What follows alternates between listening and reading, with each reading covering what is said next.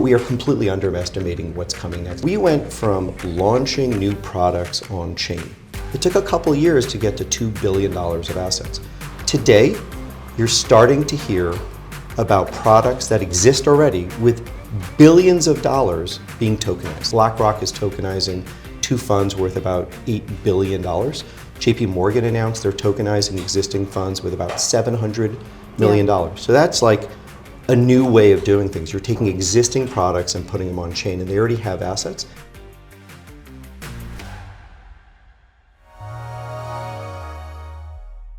Today's guest is Joseph Chalom, the CEO of Sharplink. It's his 3rd time back on the show, 2nd time alone. So Joseph, welcome back on, and thank you for sitting down with me. Really happy to be here in DC on a 100-degree weather day. Yes, it is very hot, but thankfully we have some AC to keep us cold. Last time we spoke in May, we spent a lot of time talking about institutions coming into crypto, how they assess tail risk.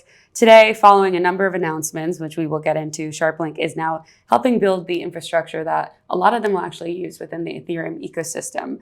What kind of changed in your thinking over the last year to say this is kind of the strategy we want to do? And then we could go into the different announcements that you guys have been a part of recently. Sure. I think Ethereum has the license to win. I think if you look at the scoreboard, it is actually winning. But the narrative went a little bit sideways over the last couple of years, and it felt like there was malaise. And I think that was compounded by the Ethereum Foundation, really being public about getting smaller and more focused on the core principles of Ethereum: decentralization, censorship resistance, and the like. But there were a number of stewards in the ecosystem, not controllers, who felt very strongly that the narrative and the price had diverged, and we needed to go back on offense. So a group of us, Joe Lubin, who runs Consensus, Sharplink, Tom Lee at Bitmine, we recognized that there was a lot of talent going to be leaving the Ethereum Foundation, and we stepped up to support it, not to control it, but to make sure that the densest, most talented Ethereum developers and go-to-market teams had the runway to do what they needed to do, which was to build and deliver for institutions. And really proud that we stepped up, and the narrative has completely changed in the last 3 weeks. You see it in the price of ETH, and you see it in the momentum in the ecosystem. What do you think happened before, during those few years where it really wasn't having a ton of backing and there wasn't this momentum behind it?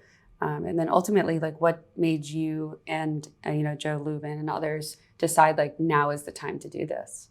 Sure. It's actually quite interesting because I use the word divergence pretty often, but there was a divergence from what was happening on the ground in terms of adoption and the narrative around Ethereum. And I think Ethereum was winning across stablecoins, tokenized assets, RWA, and DeFi, over 50% market share. And you'd imagine if you're at the top of the league table, you're in the pole position, the narrative would be really, really positive. Instead, it felt like there was 2 or 3 years of malaise. And even though Ethereum was shipping out real step function, beneficial code and deliverables, the narrative was way behind. And part of that was some disarray at the Ethereum Foundation. And some of that was taking for granted that institutions are just going to choose the best flavor of ice cream instead of realizing you actually have to market it and sell it. So we reached the recognition that when the Ethereum Foundation announced earlier this year that they had this idea of subtraction, of getting smaller and further decentralizing and having many more nodes in the ecosystem, the largest ETH stewards, remember, the digital asset treasuries own almost 7% of ETH, decided now was the time to support these spinoffs. And we're really pleased to have done so. And it's completely changed the momentum.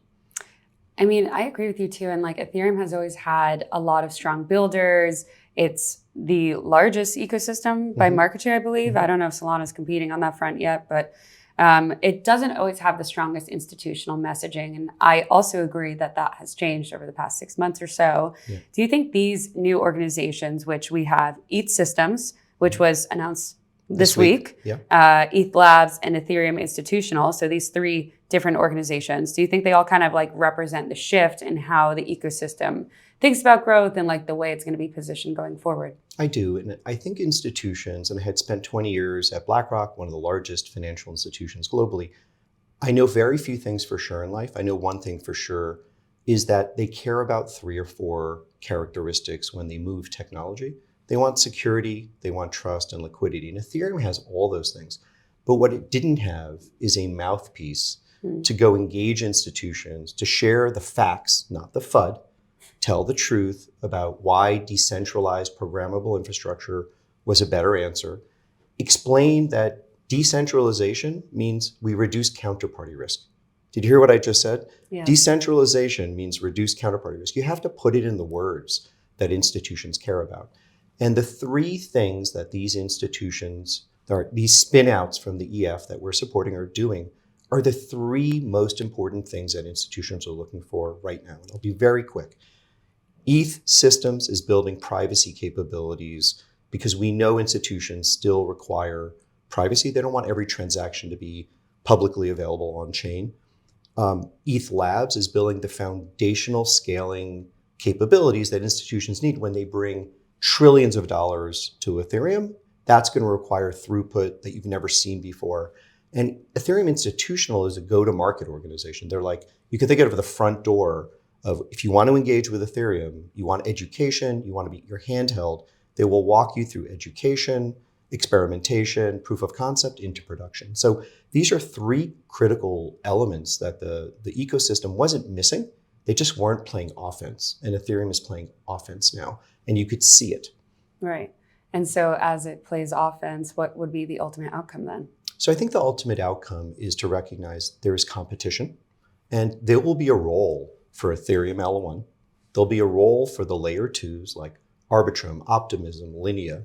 There'll be roles for Solana and Canton and Injective to play in the future of finance.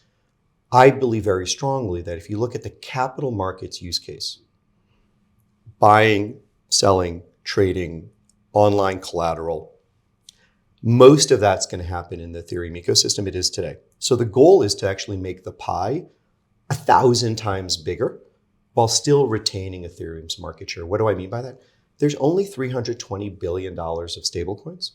By any measure, it should be trillions. There's only about $32 billion of tokenized assets. You and I met at the Securitize ringing the bell in New York a few days ago.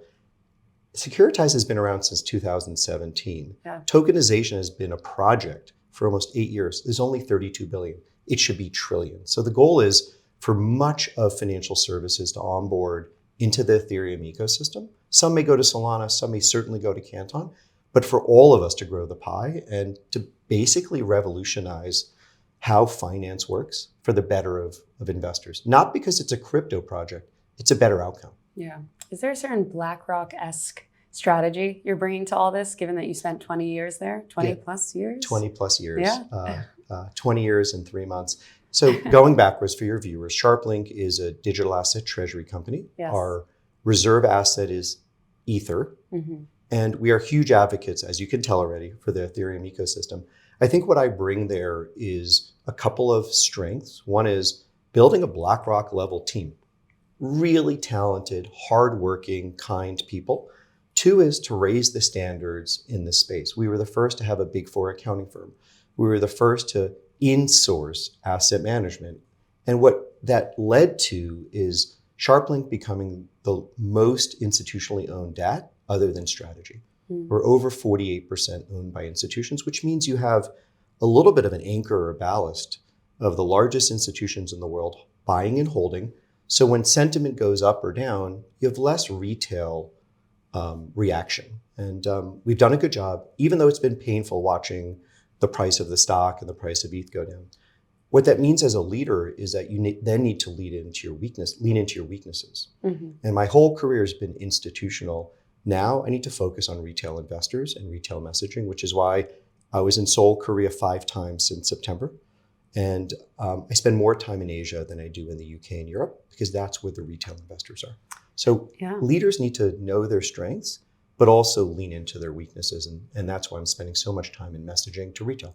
Right. And what is the messaging to retail then? And I would imagine it differs a bit from the way you speak to institutional investors, right? Yes. I mean, I still don't use the word rage pump in any of my it's narratives. Not ripping, yeah. No, but I think the way I would tell the story is a little bit different. To institutions, you explain that there is a multi-decade Ethereum opportunity coming.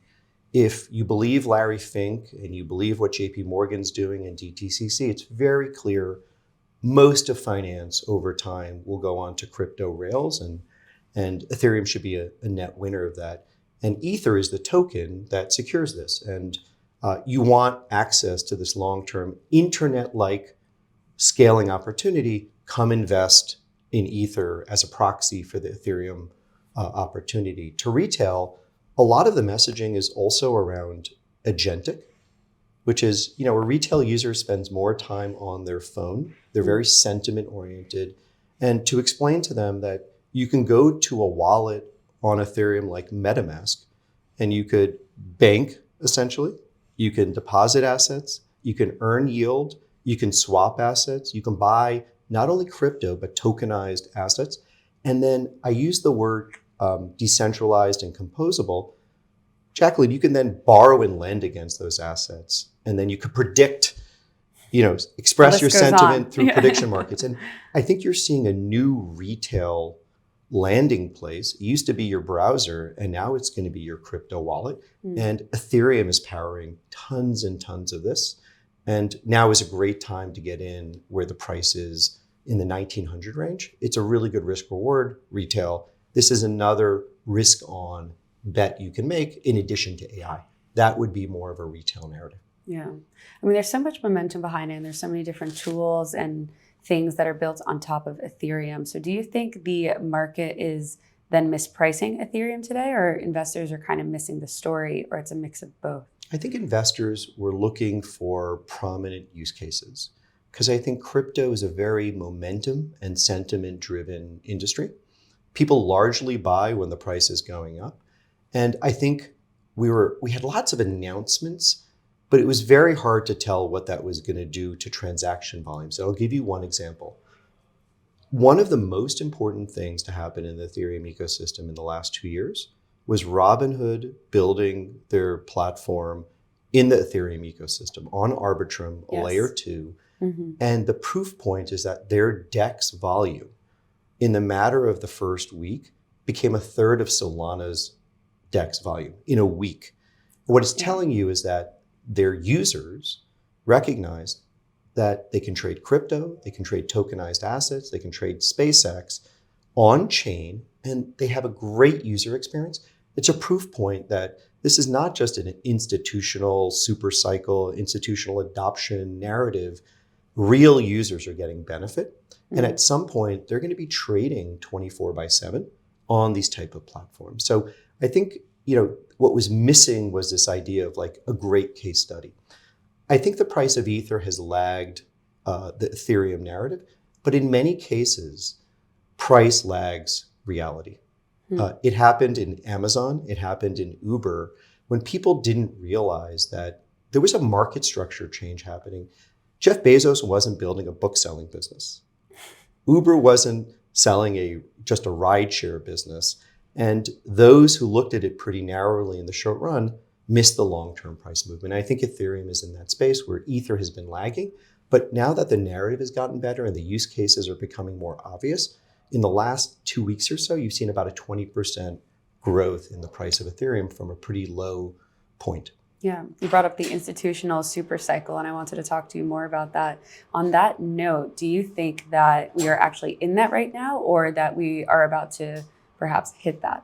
No, we're in it. And if you heard what's happening behind the scenes at most of these institutions, and I'm in many, many, many conversations, I think I view these things as step functions, and we often overestimate what's going to happen in a year.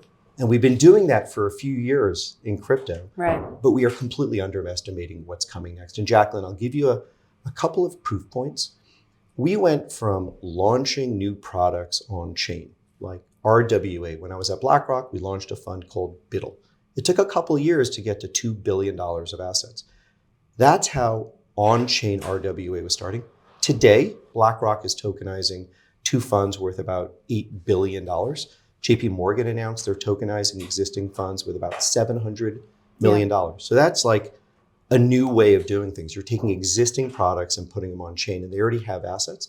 And the other thing you're starting to see is this idea that tokenized equities, you're going to go from individual companies wanting to tokenize their equities. Galaxy did it with Superstate. Securitize tokenized some of their new equity listed on the New York Stock Exchange, but that's bottoms up organic. You're going to start seeing whole swaths of public equities being tokenized. Look at the May announcement from Bullish that they're buying a boring transfer agent called Equinity. They're doing it because they get access to 2,900 public companies. And if you could flip the switch, that is game changing. So we're in the institutional adoption supercycle. We're waiting for it to go J-curve or parabolic. Yeah. I'm actually very bullish, and I believe very strongly because I'm in the conversations. Yeah. I mean, it's interesting you brought up Bullish and Galaxy because I know Thomas Cohen, who came on the podcast, he was the head of tokenization at Galaxy, is now the head of tokenization at Bullish. Mm-hmm. So it's also just confirming, kind of, there's kind of like the talent movement and things like that, but then also the point you're making around tokenized equities and all these things. So ultimately then the thesis is that tokenization will exist on Ethereum and not other blockchains or assets. Yes, but let me take a step back. There are primitives that are needed to change the new rails of finance. You needed the money layer, that's stablecoins. And not only do you have growth in stablecoins, you have a lot of new entrants and competition. That's healthy. The actual asset exposure layer is tokenized assets. It's not crypto. It's gold and real estate and stocks and funds. The execution layer will end up being DeFi. And then the automation layer will be agentic. So think about what I just said. You now have the money layer in stablecoins. You have the exposure layer in tokenized assets. You have an execution layer, which will be DeFi, centralized exchanges, decentralized exchanges. And then in people's pockets, it'll end up being automated. Today, over 50% of each of those categories is being settled in the Ethereum ecosystem. I think stablecoins is about 55%, tokenized assets somewhere between 50 and 60. And then DeFi was born and built on Ethereum. And so we're quite excited. But now you have the pieces that come together. It wouldn't work if you had the execution layer without the exposure and the dollar layer. Right. So these things fit together, and it took almost a decade to build them. Yeah. But if you take a step back, they're here. Right. How long do you expect this institutional super cycle to last? I think forever. No. Look, cycles are cycles, so we got to cycle in and out. Can I answer your question in two ways? Sure. The harder question is, how quickly will it happen? Will it happen in months, years, decades? Yeah. And I think the answer is all of the above. How long it'll last is, just think about it. You're digitizing on a decentralized network all of finance and all of money movement, not just for institutions, but it'll happen for consumers. Yeah. If you look at the analogy, and I'm older, Jacquelyn, taking equities and electronifying them took a decade and a half. The bond market is still being electronified a decade and a half later, but the target market is about $700 trillion of financial assets. So it'll happen really rapidly, but there's a lot of asset classes in a lot of regions across a lot of participants that need to happen. I think it's going to be a decade-long plus opportunity. Yeah, we got ways to go then. Well, the good news is we're in the bottom of the first inning. Right. So the opportunity has a long run to go. Yeah, that's crazy because it's almost 10 years old. It's almost Ethereum. 10 years old. Yeah. Ethereum's first block was built in and written in July of 2015, so almost 11 years old. Oh. I believe Bitcoin is now a teenager.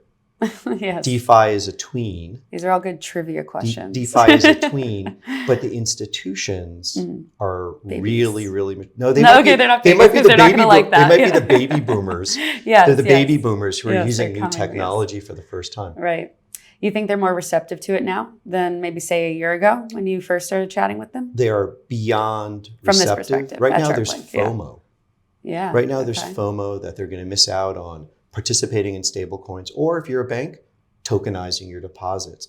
There's FOMO that you're not in the DTCC launch of tokenized collateral movement. There's FOMO that you're not launching your funds on chain. So I think that's it. The Ethereum story needs to be told better because it has the license to win. It's winning. We're just not telling the story clear enough, which is why you see these stewards stepping up to do a better job funding, supporting, and telling the story. Not fudding, just sharing facts and using words that institutions understand. Is there anything specific about these conversations you're having that would surprise listeners? I think it's the step function nature of what's coming. I think for a long time, we were in education mode. Then for about half a decade, we were in experimentation mode. There were more POCs than funds tokenized on chain. Like proof of concepts were not production. And what I learned from my 20 years at BlackRock in a fintech business is you can really experiment as much as you want, but it's not true innovation until it's in production. So you're starting to see these announcements of actual projects on Ethereum and other chains going into production. And I think that is why I know we're in a moment that matters.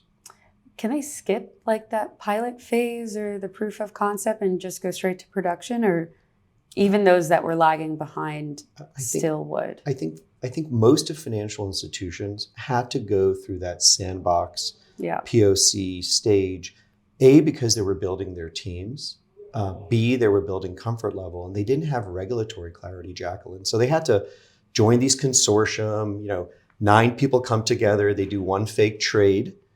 They do one fake trade to prove they can do it. Now, most of these institutions have teams and they're going into production. Yeah. So what does institutions actually coming on chain look like over, let's say, like the next 3 to 5 years?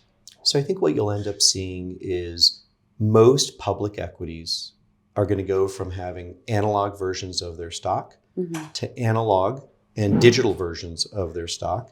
But it's not different. You get hopefully all the same rights, whether you're a digital holder or an analog holder. And the reason why that's important, Jacquelyn, is you'll end up having a better user experience if you hold the digital version. What do I mean by that? And remember, if you're a fiduciary and you have to make a choice, buy the paper fund or buy the digital on-chain version, is when the US goes to war on a Friday night after the markets close, and you want to express your views, go long oil companies, sell retail companies or something else. You cannot do that unless your stock is trading 24/7 and only the digital version. So I think the first big change is most equities will be tokenized. The second thing is many funds are going to end up being owned and distributed in tokenized format. It started on the liquid side, treasury funds, money market funds. I think it'll start extending into the more illiquid, private equity, alts, real estate. And I think the third thing that's going to shock people is that you can now, if you have a stock, a fund, a bond, a crypto asset, you now have something that's on-chain collateral. And now you can lend, you can borrow, you can use it in a collateral format to earn additional yield. Yeah. I mean, people in institutional have been borrowing and lending stocks, it's called securities lending, for generations. In retail space, you didn't have that opportunity. But if you're in a crypto wallet and you own not just crypto assets, but funds or stocks, your AI agent's going to be able to lend it for 3 days, earn yield, get it back, and you could do it programmatically. So I truly believe this is going to be a step function benefit for those who are owning the digital on-chain version of assets. It's going to be programmable, composable, and automated. Yeah. So you ultimately then see all of these assets being digitized then the same way like you used to back in the day, you would like write out a trade and it would be on a piece of paper. Then you pass it to someone else, right? And or you call someone up on the phone. I wasn't, doing this. I was probably not even alive when this happened, but this is what I've been told. I've seen the movies. I've seen Wolf of Wall Street. Yeah.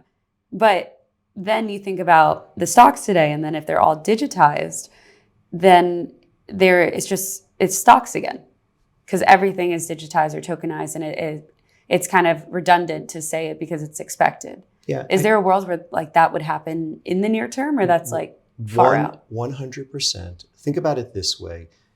Today, you were talking about converting the old analog versions of stocks, bonds, funds into a cryptographic on-chain format. Crypto never needed to do that, Jacquelyn, because it just launched natively on-chain. I think you're going to start seeing in the future new entrants, new funds, de facto launch on-chain. It's not going to be a transfer. It's not going to operate with two different formats. It's just going to be digital. And that is what we're going to come to expect. I think the biggest challenge for the crypto industry is to stop using funny crypto words and actually abstract the user experience. And they don't even know they're in an on-chain smart wallet that's programmable. They're just doing consumer experiences like they do on their phone. So they won't even know they're on-chain. They're just going to have a better consumer and investor experience. That is the hope, that we don't use the word crypto anymore. Yeah. I mean, what does your advice kind of look like then if you're talking to maybe a large pension fund or an insurance like CIO or private equity firm? You brought those up before today. Like, what would you tell them to watch over the next 12 months so they can get into this? Sure. Essentially, I would have two conversations with them. First of all, I would listen to understand what they're worried about. Sure. And we have to remember, these are conservative organizations. Yes. Their goal is to actually provide a pension. Yeah. Their goal is to be able to pay out an insurance premium. So they're a liability-driven organization. They need to be able to fulfill their promises.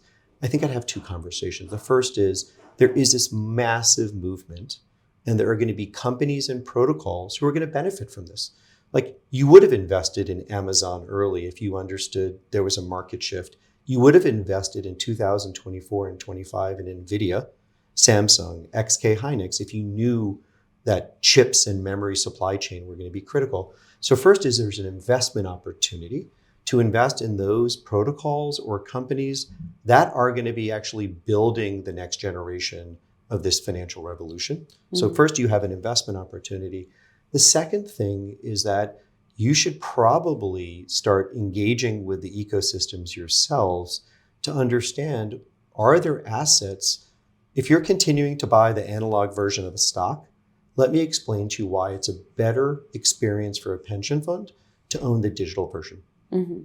You can use it as collateral on chain. You can trade it 24/7. And eventually, they're a fiduciary. And I would explain to them that it's probably in their fiduciary interest to own the digital version because it's more usable, 24/7, more composable. Those would be the two conversations. Don't miss out on the investment opportunity on these protocols. And two, learn how the new format can be better for you as an investor. And then looking forward, Joseph, for Sharplink and institutional Ethereum adoption, what do you ultimately want that to look like, and the kind of legacy you leave in this industry from this side, opposed to from the BlackRock side where you've been for so long? Sure. I'll be very narrowly focused on Sharplink, and then I'll go up a bit. So Sharplink is built to give people access to this Ethereum opportunity I've been describing, a multi-decade opportunity of adoption. Ether is the token that you buy. You can buy it in spot. You can buy it in ETF. We allow you to get that opportunity and exposure by buying our public stock. And then we make ETH maximally productive because we have teams who know how to do this. The lesson I would share is, don't get caught up in the short term. Crypto is dominated by people trying to do short-term harvesting of opportunities, buying and selling and trading. And what we actually know for sure is that both in crypto and technology, those who hold do better than those who harvest. So I would suggest to many of these institutions, don't view this as a short-term, speculative or trading opportunity. Think about investing in the future of finance, get this exposure. So I think crypto is starting to grow up a little bit, and the word quality is not a bad word anymore, and the word long-term is not a bad word anymore. And so I think as we mature, the people who make more money are going to be the holders rather than the speculators. Amazing. Yeah. Last thing, you probably know this question, but can you leave us with a piece of advice or request, something that you've carried with you maybe over the past 6 to 12 months? Yeah, I think a lesson I learned from my 20 years at BlackRock, and I learned a lot of lessons, is if you're a responsible leader, you should be in the business of raising standards, not in the business of lowering your standards to take opportunities. And at Sharplink, we've been doing that. We have the most controlled, the most institutionally held at, and we make our ETH more productive than others because we have a comparative advantage, a team and permanent capital. The second thing I would say is, I really think this industry is going to create incredible prosperity, but it still suffers from a zero-sum game mentality. our chain versus yours, my Yeah. project versus yours. And it creates so much FUD in the industry that it's us against them instead of us together. The amount of prosperity that the crypto industry and this transformation is going to create is going to be mind-boggling. It's going to benefit not just institutions, but retail investors. So let's lean in and let's cooperate. And it's not a zero-sum game. It's kind of an infinite game of prosperity that we're going to create. So be positive. Yeah, I love it. Amazing. Well, Joseph, thank you again for coming on. Jacquelyn, great to be here. Yes.